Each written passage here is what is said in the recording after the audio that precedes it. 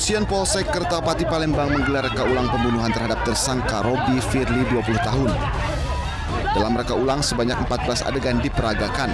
Petugas pun sempat mengalami kesulitan lantaran banyaknya warga dan keluarga korban yang melakukan penyerangan terhadap tersangka. Beruntung tersangka dapat diamankan petugas hingga terhindar dari amukan warga dan keluarga korban. Reka ulang ini dilakukan petugas untuk melengkapi berkas penyidikan perkara pembunuhan terhadap korbannya atas nama Denny, 42 tahun, yang dibunuh pelaku pada 6 Oktober 2024. Pelaku datang dengan membawa sebilah pisau yang sudah dipersiapkan menunggu kehadiran korban.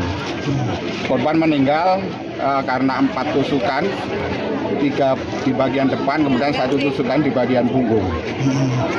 Rekonstruksi hari ini kami laksanakan untuk memperjelas rangkaian peristiwa yang terjadi berdasarkan keterangan saksi. Kami sesuaikan dengan fakta dari hasil olah TKP.